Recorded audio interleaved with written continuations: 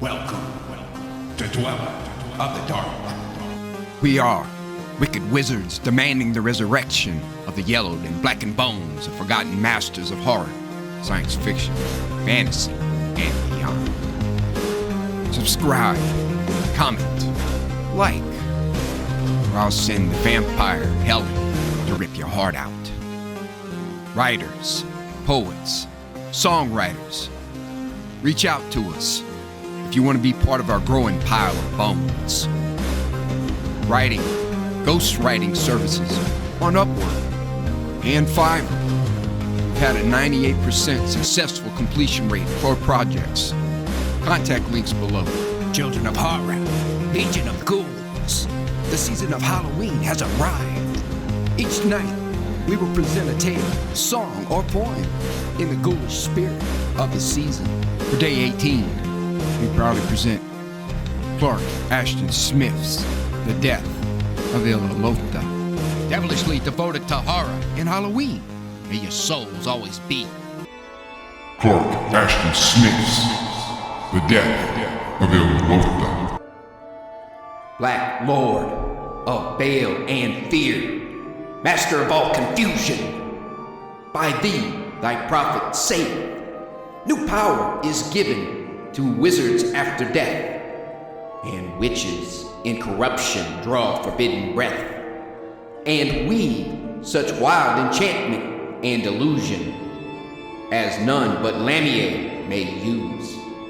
And through thy grace the charnel corpses lose their horror, and nefandous loves are lighted in noisome vaults long nighted, and vampires make their sacrifice to thee, disgorging blood as if great urns had poured their bright vermilion hoard about the washed and weltering sarcophagi. Ludor's litany to Poseidon. According to the custom in Old Tassoon, the obsequies of Ilalotha, lady-in-waiting to the self-widowed Queen Xantlicha, had formed an occasion of much merrymaking and prolonged festivity. For 3 days, on a bier of diverse colored silks from the Orient, under a rose-hued canopy that might well have domed some nuptial couch, she had lain clad with gala garments amid the great feasting hall of the royal palace in Marab.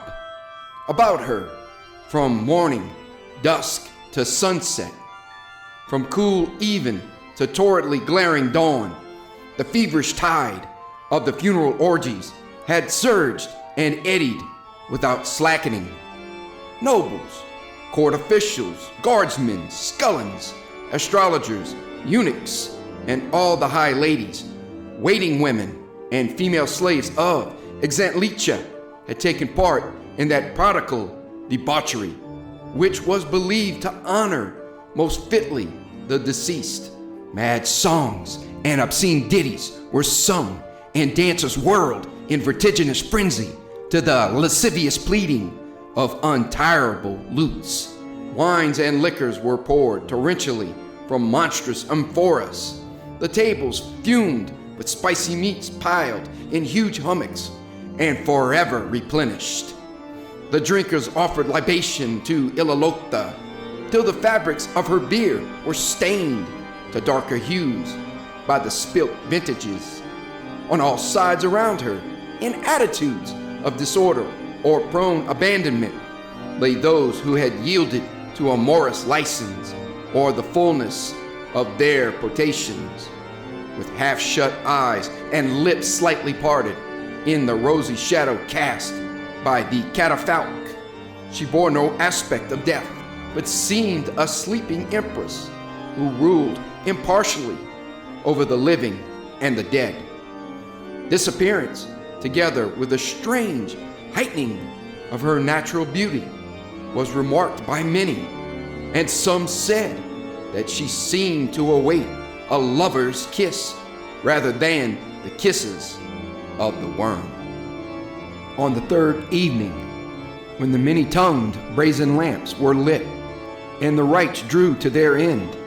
There returned to court the Lord Thulos, acknowledged lover of Queen Xantlicha, who had gone a previous week to visit his domain on the western border and had heard nothing of Ilalotha's death. Still unaware, he came into the hall at that hour when the Saturnalia began to flag and the fallen revelers to outnumber those who still moved and drank and made riot. He viewed the disordered hall with little surprise, for such scenes were familiar to him from childhood.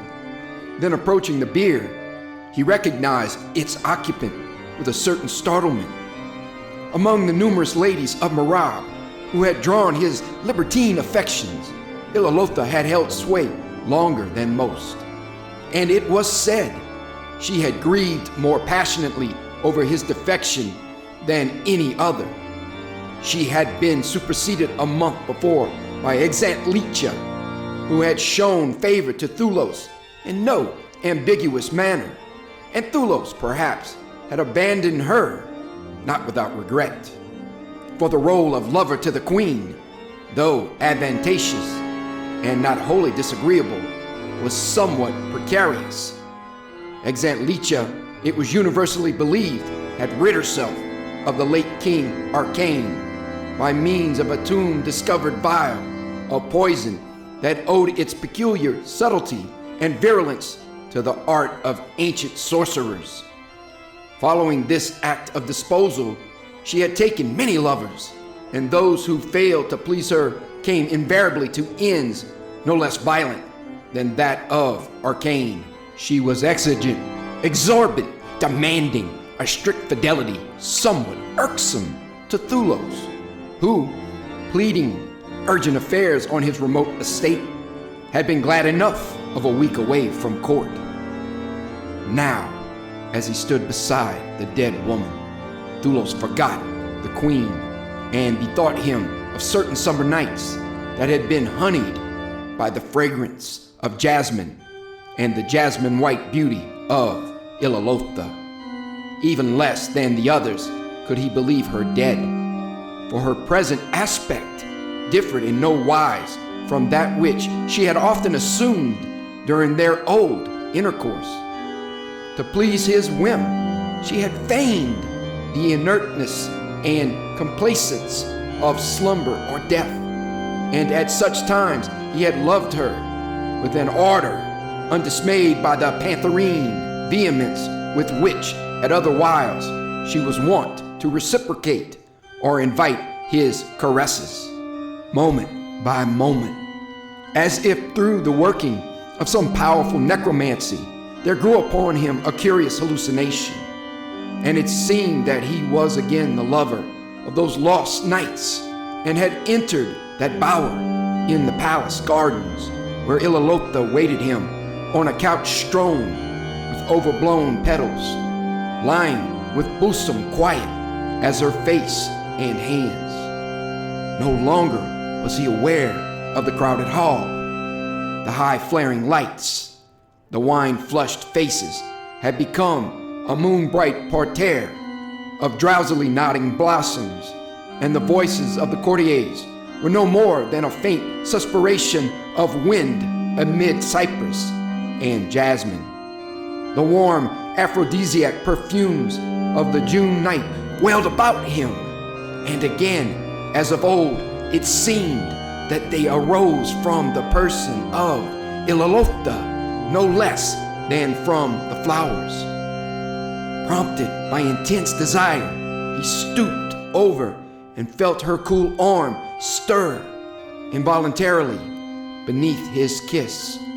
Then, with the bewilderment of a sleepwalker awakened rudely, he heard a voice that hissed in his ear with soft venom. Hast forgotten thyself, my lord Thulos? Indeed, I wonder little, for many of my Balkocks deem that she is fairer in death than in life. And, turning from Ilalotha, while the weird spell dissolved from his senses, he found Xantlicha at his side. Her garments were disarrayed, her hair was unbound and disheveled, and she reeled slightly, clutching him by the shoulder with sharp-nailed fingers. Her full, poppy crimson lips were curled by a vixenish fury, and in her long-lidded yellow eyes there blazed the jealousy of an amorous cat. Thulos, overwhelmed by a strange confusion, remembered but partially the enchantment to which he had succumbed, and he was unsure whether or not he had actually kissed Ilalotha and had felt her flesh quiver to his mouth. Verily, he thought, this thing could not have been, and a waking dream had momentarily seized him. But he was troubled by the words of Xantlicha and her anger, and by the half-furtive drunken laughters and ribald whispers that he heard passing among the people about the hall. Beware, my Thulos, the queen murmured, her strange anger seeming to subside. For men say that she was a witch. How did she die? Queried Thulos. From no other fever than that of love, it is rumored. Then surely she was no witch. Thulos argued with a lightness that was far from his thoughts and feelings. For true sorcery should have found the cure. It was from love of thee, said Xantlicha darkly. And as all women know, thy heart is blacker and harder than black adamant. No witchcraft, however potent, could prevail thereon. Her mood, as she spoke, appeared to soften suddenly. Thy absence has been long, my lord. Come to me at midnight. I will wait for thee in the south pavilion. Then, eyeing him sultrily for an instant from under drooped lids, and pinching his arm in such manner that her nails pierced through cloth and skin like a cat's talons, she turned from Thulos to hail certain of the harem eunuchs. Thulos, when the queen's attention was disengaged from him, ventured to look again at Ilalotha, pondering, meanwhile, the curious remarks of Xantlicha. He knew that Ilalotha, like many of the court ladies, had dabbled in spells and philters, but her witchcraft had never concerned him, since he felt no interest in other charms or enchantments than those with which nature had endowed the bodies of women. And it was quite impossible for him to believe that Ilalotha had died from a fatal passion, since, in his experience, passion was never fatal. Indeed, as he regarded her with confused emotions, he was again beset by the impression that she had not died at all. There was no repetition of the weird, half-remembered hallucination of other time and place, but it seemed to him that she had stirred from her former position on the wine-stained bier, turning her face toward him a little, as a woman turns to an expected lover, that the arm he had kissed, either in dream or reality, was outstretched a little farther from her side. Thulos bent nearer, fascinated by the mystery and drawn by a stranger attraction that he could not have named. Again, surely he had dreamt or had been mistaken. But even as the doubt grew, it seemed that the bosom of Ilalotha stirred in faint respiration, and he heard an almost inaudible but thrilling whisper. Come to me at midnight. I will wait for thee in the tomb. At this instant, there appeared beside the catafalque certain people in the sober and rusty raiment of sextons, who had entered the hall silently, unperceived by Thulos, or by any of the company. They carried among them a thin-walled sarcophagus of newly welded and burnished bronze. It was their office to remove the dead woman and bear her to the sepulchral vaults of her family, which were situated in the old necropolis lying somewhat to northward of the palace gardens. Thulos would have cried out to restrain them from their purpose, but his tongue clove tightly, nor could he move any of his members. Not knowing whether he slept or woke, he watched the people of the cemetery as they placed Ilalotha in the sarcophagus and bore her quickly from the hall, unfollowed and still unheeded by the drowsy bacchanalians. Only when the somber cortege had departed was he able to stir from his position by the empty bier. His thoughts were sluggish and full of darkness and indecision. Smitten by an immense fatigue that was not unnatural after his day-long journey, he withdrew to his apartments and fell instantly into death-deep slumber, freeing itself gradually from the cypress boughs, as if from the long, stretched fingers of witches. A waning and misshapen moon glared horizontally through the eastern window when Thulos awoke. By this token, he knew that the hour drew toward midnight and recalled the assignation which Queen Xantlicha had made with him, an assignation which he could hardly break without incurring the Queen's deadly displeasure. Also, with singular clearness, he recalled another rendezvous at the same time, but in a different place. Those incidents and impressions of Ilalotha's funeral, which at the time had seemed so dubitable and dreamlike, returned to him with a profound conviction of reality, as if etched on his mind by some mordant chemistry of sleep, or the strengthening of some sorcerer's charm. He felt that Ilalotha had indeed stirred on her bier and spoken to him, that the sextons had borne her still living to the tomb. Perhaps her supposed demise had been merely a sort of catalepsy, or else she had deliberately feigned death in a last effort to revive his passion. These thoughts awoke within him a raging fever of curiosity and desire, and he saw before him her pale, inert, luxurious beauty, presented as if by enchantment. Direly distraught, he went down by the lampless stairs and hallways to the moonlit labyrinth of the gardens. He cursed the untimely exigence of Xantlicha. However, as he told himself, it was more than likely that the Queen, continuing to imbibe the liquors of Tassoon, had long since reached a condition in which she would neither keep nor recall her appointment. This thought reassured him in his queerly bemused mind. It soon became a certainty, and he did not hasten toward the south pavilion, but strolled vaguely amid the wan and somber boscage.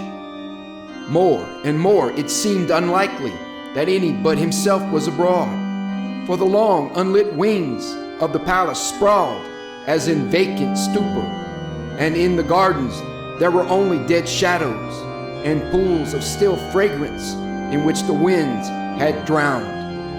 And overall, like a pale, monstrous poppy, the moon distilled her death-white slumber. Thulos, no longer mindful of his rendezvous with Xantlicha, yielded without further reluctance to the urgence that drove him toward another goal.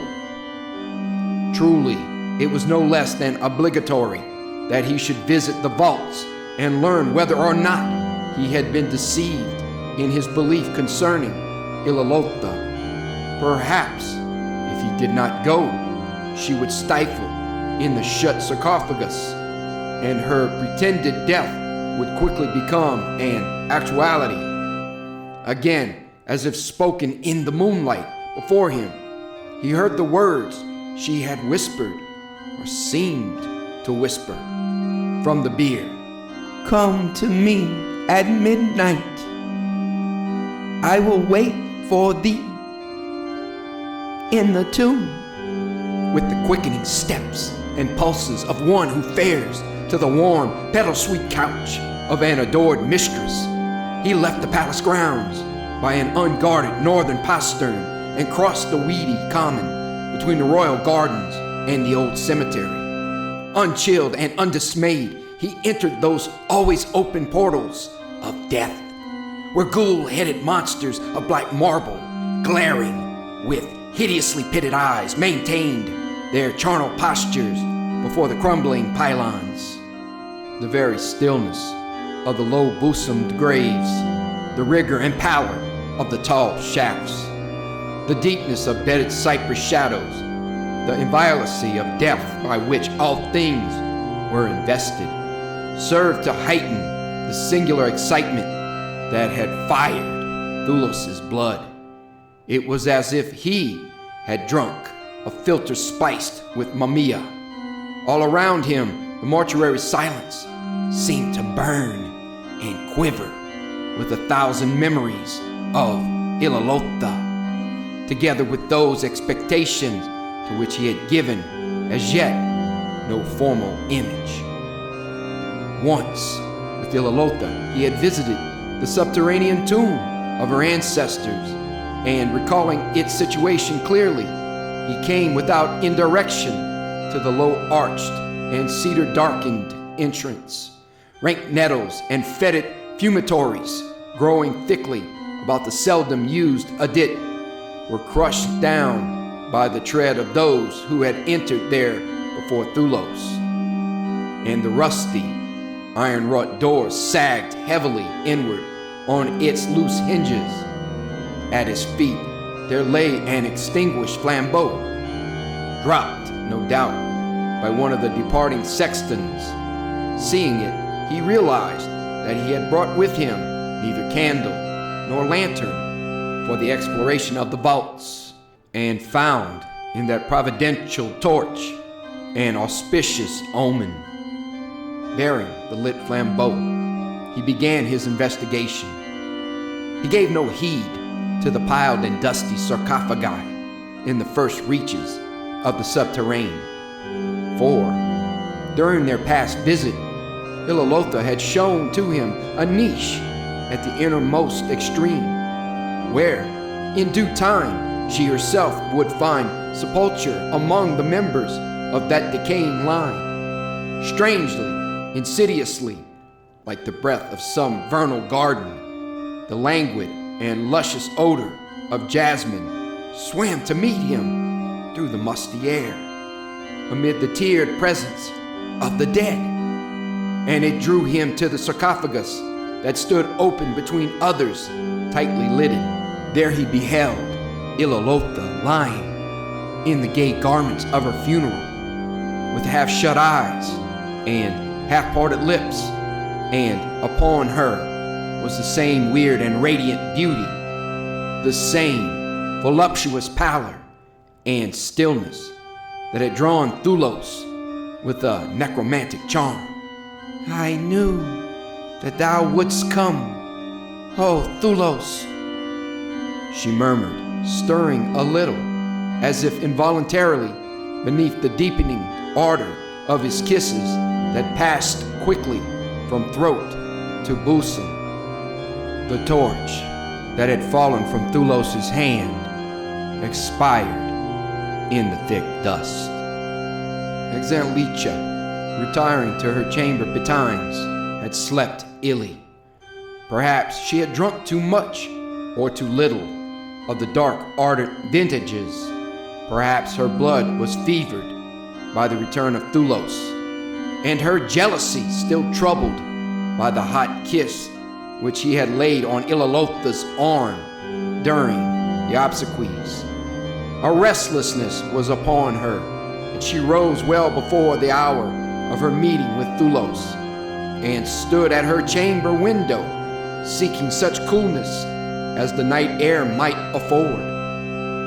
The air, however, seemed heated, as by the burning of hidden furnaces. Her heart appeared to swell in her bosom and stifle her, and her unrest and agitation were increased rather than diminished by the spectacle of the moon-lulled gardens. She would have hurried forth to the tryst in the pavilion, but despite her impatience, she thought it well to keep Thulos waiting. Leaning thus from her sill, she beheld Thulos when he passed amid the parterres and arbors below. She was struck by the unusual haste and intentness of his steps, and she wondered at their direction, which could bring him only to places remote from the rendezvous she had named. He disappeared from her sight in the cypress-lined alley that led to the north garden gate, and her wonderment was soon mingled with alarm and anger when he did not return. It was incomprehensible to Xantlicha that Thulos, or any man, would dare to forget the tryst in his normal senses, and seeking an explanation, she surmised that the working of some baleful and potent sorcery was probably involved. Nor, in the light of certain incidents that she had observed, and much else that had been rumored, was it hard for her to identify the possible sorceress. Ilalotha, the queen, knew, had loved Thulos to the point of frenzy, and had grieved inconsolably after his desertion of her. People said that she had wrought various ineffectual spells to bring him back, that she had vainly invoked demons and sacrificed to them, and had made futile invocations and death charms against Xantlicha. In the end, she had died of sheer chagrin and despair, or perhaps had slain herself with some undetected poison.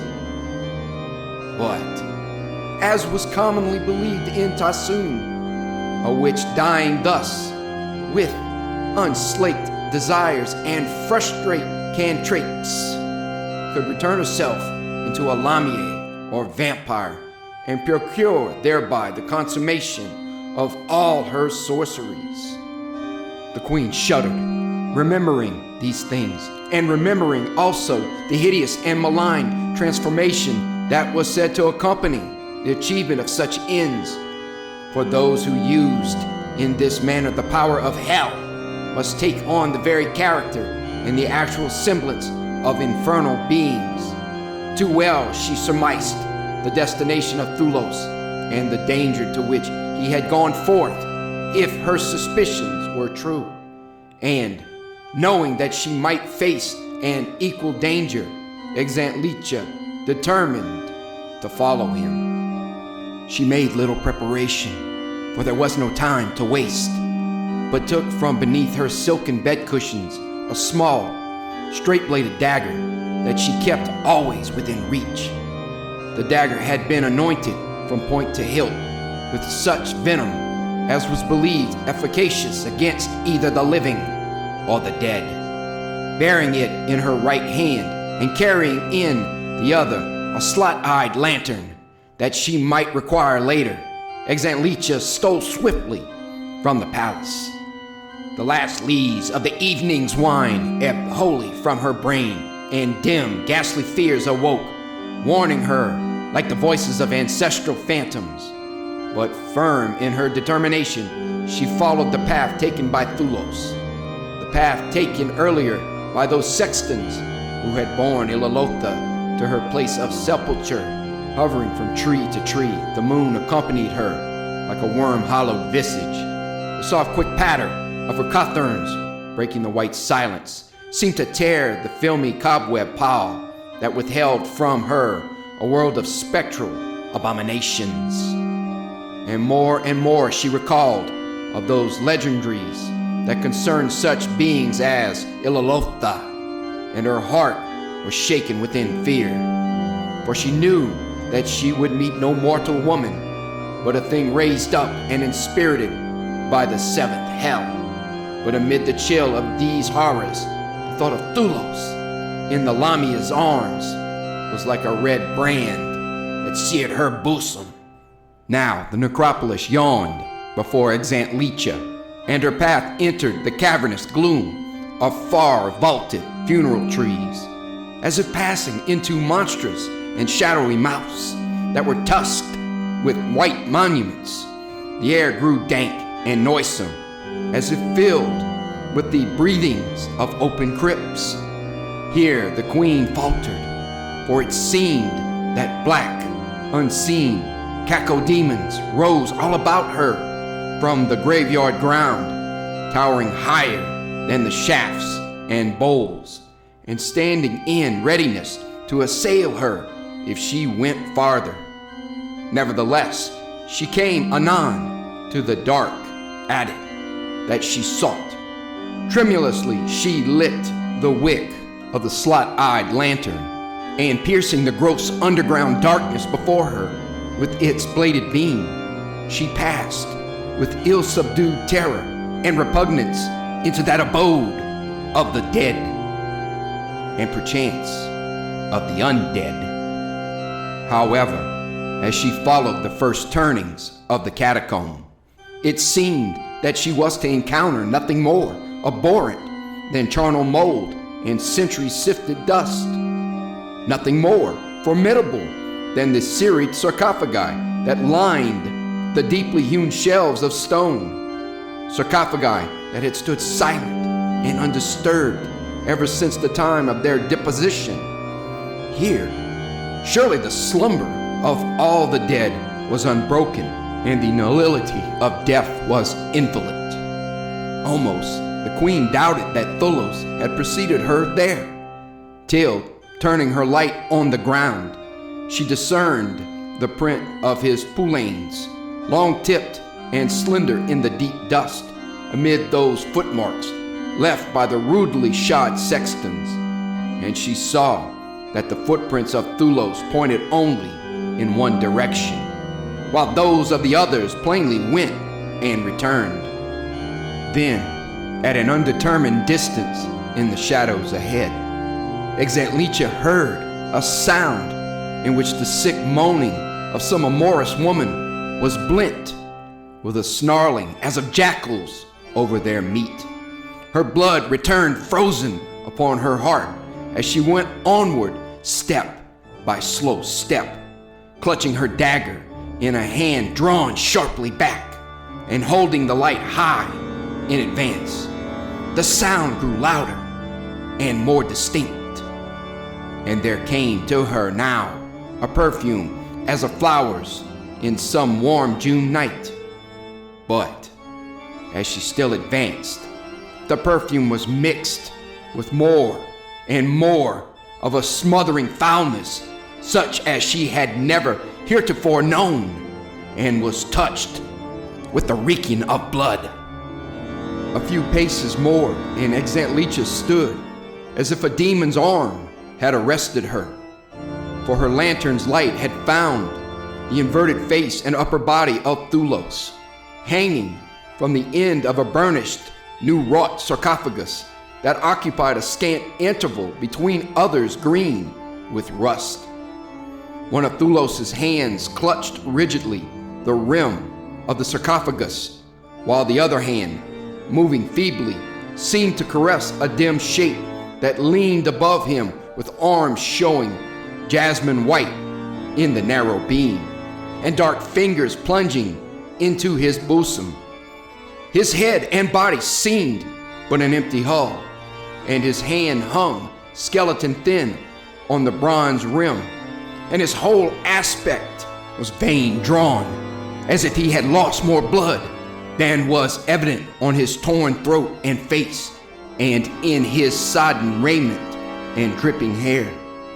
From the thing stooping above Thulos, there came ceaselessly that sound which was half moan and half snarl, and as Xantlicha stood in petrific fear and loathing, she seemed to hear from Thulos' lips an indistinct murmur, more of ecstasy than pain. The murmur ceased, and his head hung slacklier than before, so that the queen deemed him verily dead.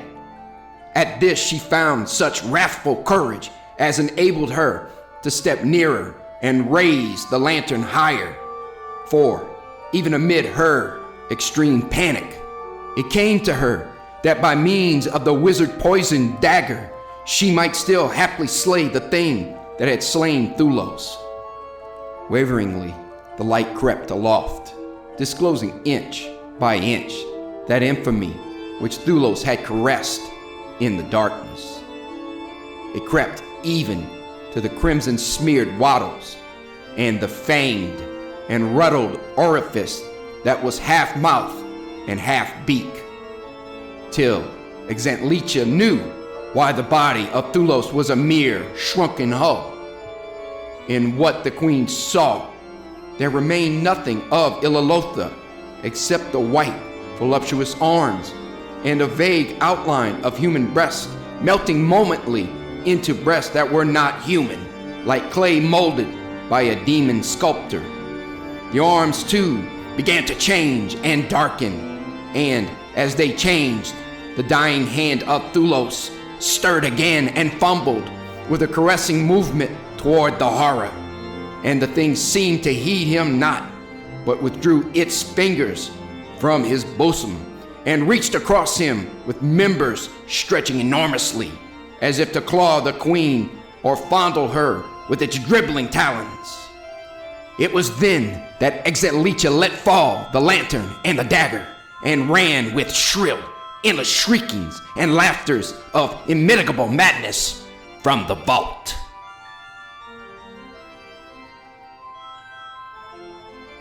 Thank you for listening. Have a great night.